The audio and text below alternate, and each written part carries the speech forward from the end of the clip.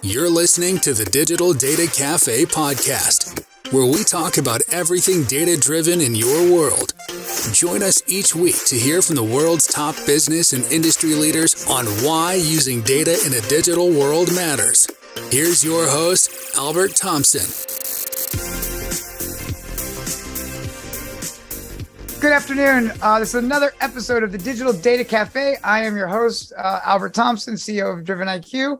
And I'm really excited today. I've been really looking forward to this podcast. I'm here with CEO and founder of an amazing piece of technology, Trung Pham from RYSE. Trung, thank you for joining us. Thanks for having me. Oh, no worries. Well, listen, I like I said, we've been chatting for a while. You've really opened my eyes into a unique niche and a unique space, Internet of Things. But for the folks that are listening at home or in the gym or wherever they're at in the car, what's RYSE and what's the Internet of Things? What's going on in this space? Yeah, so RYSE is an IoT company, Internet of Things companies, and we create connected devices, or as most people know, smart home gadgets. And these devices are all across your home, and you're able to automate them to provide better comfort, energy savings, and a better experience for your home and space. Well, it's interesting. My experience has been kind of limited on this. So I do remember back in the day, there was companies like Crestron, they did, smart home automation. I remember this was for the wealthy. You had to be like super rich. They'd come in, they'd give you this big tablet and they could do lights and garage doors and all these gadgets. But is that kind of what we're talking about here with what RYSE is doing? Yeah, so Crestron, Control4, all those big players, historically back in the day, 10, 15 years ago, it used to cost $25, $50, $100,000 to deploy one of these smart homes in your house. But over the last few years, a lot of these consumer electronic brands have been launching more affordable solutions, more DIY type of solutions. So think of Samsung SmartThings, Philips Hue, Nanoleaf, Ecobee, Nest, Ring Doorbell, all these great consumer brands. They've launched very simple to install and simple to use products that everyone could do and buy right off the retail shelves and do it themselves, instead of hiring a pro installer like the Crestrons and Control4. So that's the market we play in. We create, we're one of the vendors. We create these solutions specific to the smart shades category. So our products are specific to any kind of window blind, shade, or window covering. And that's really our vision, to create a suite of products to automate window blinds and shades. Got it. So for those listening that maybe can't see or visualize this, so RYSE basically specifically can help a homeowner, myself, use your technology and your software and your hardware, and I can literally automate my blinds. And how's that done? Is that done through like my smartphone, or how does that work? Yeah, so the unique thing about our technology and all the products we create is, one, they have to be super affordable, and two, to address your question, they have to be retrofittable. So our devices are an accessory or an aftermarket product where you buy it and you install it on the window shade itself, and it controls the existing chains or cords or the existing manual control system that your shade has. And that differs from traditional motorized shades today, where the motor is actually built into the blind and shade, which forces you to buy brand new blinds and shades. We service the 92% of the market that have manual shades versus, only 8% of the market that have motorized shades today. And how you can control it is, we have buttons on the device itself. So if you're by the window, you can just press the button. You could integrate it with Google Home, Amazon Alexa, Apple HomeKit, so you could use your voice to control it. And you could use your mobile app to control and even set schedules. So I think one of the most used feature is the scheduling feature, where and scheduling routines, where you could actually say things like, hey, when it's 7 a.m., open my shades, help me wake up in the mornings, and 8 p.m., close my shades, give me extra privacy. This is incredible, Trung. I got to say, I get excited every time we talk about this.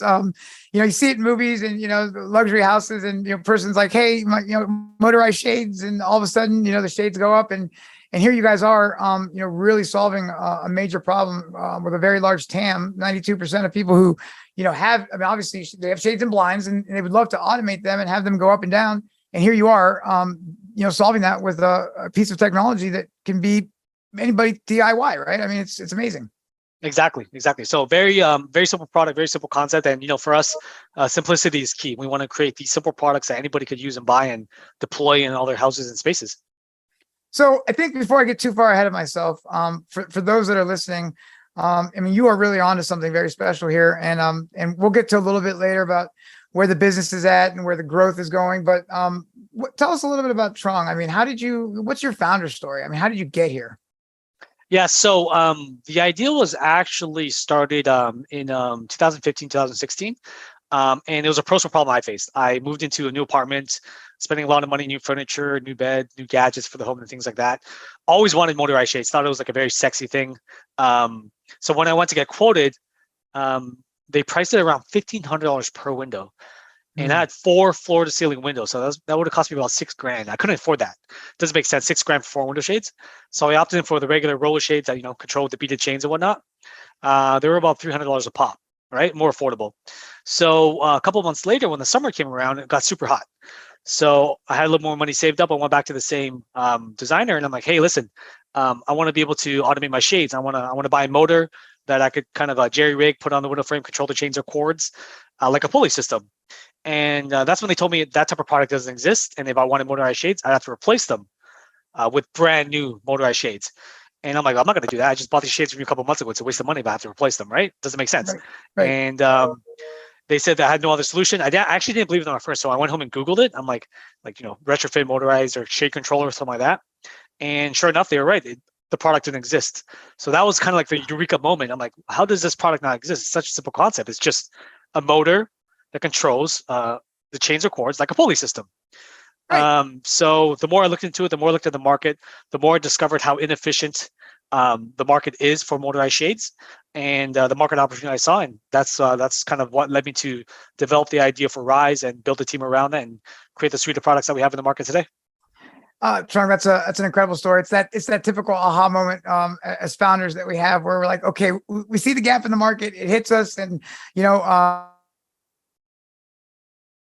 the question is whether we're taking action or we're not, right? I call it COI, right? Cost of inaction. So we always talk about ROI, right? Return on investment. There's the COI, which is your cost of inaction. And what's exciting is you took action, right? And you did this.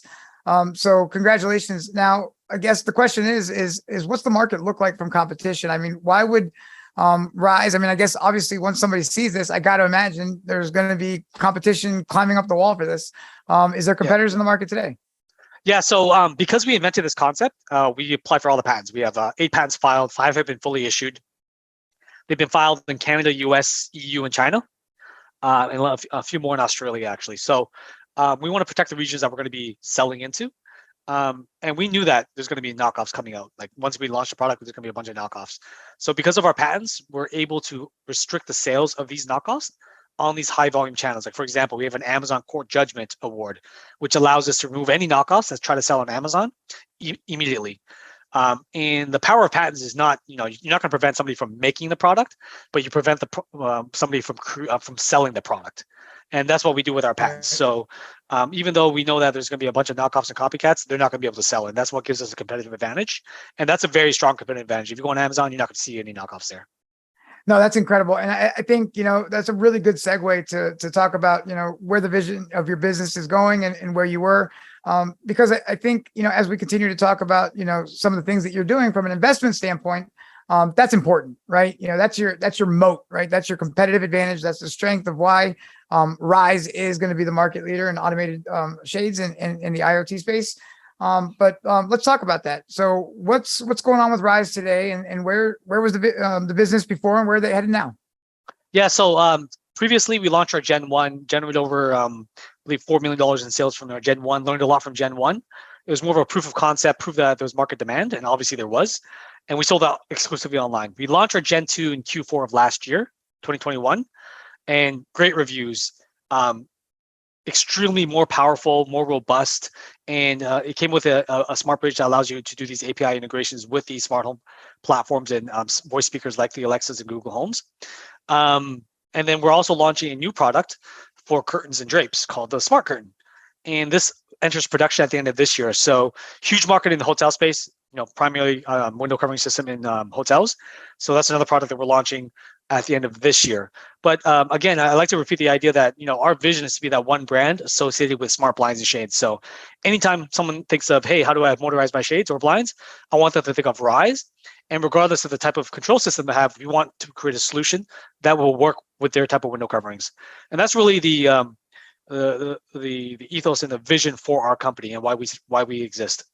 Well, I think it's powerful, right? Because niches, riches are niches, and I think owning that space and owning that real carved solution, being that brand, that recognition for smart home, smart shades, smart blinds. But I'm sure as a founder, you've also looked at companies like Ring, right? So they've really taken this IoT concept and have been very successful with it. What are your thoughts and how RYSE and say companies like Ring or Nest and how does that help you guys align for maybe your potential future or what's the future for the company? Yeah, so I love brands like Ring and Nest. They've really created and made the smart home a popular mainstream type of industry. So got to respect those players that kind of pioneered the space. But I think when it comes to smart shades, I think I like to say we're like the missing piece in the smart home. There's a solution for everything. There's smart doorbells, smart locks, smart thermostats, smart lighting, all that. But smart shading is very rare. And as I mentioned, it's because they're expensive and you got to buy with shade. So I like to say, RYSE, we're filling that last missing piece in the smart home, available for the masses, right? And that's really the direction, the vision that we're going. I'd like to also point out the fact that there are a lot of window shades out there. And not only in residential homes, but think of commercial buildings, hotels, Yes. Office spaces, senior housing facilities, nursing homes. Like we service all these markets.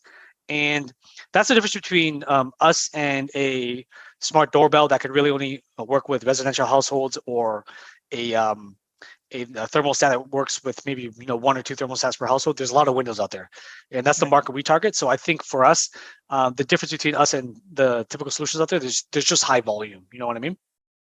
No, absolutely. I couldn't agree with you more. I think I love the concept of the last missing piece in a smart home.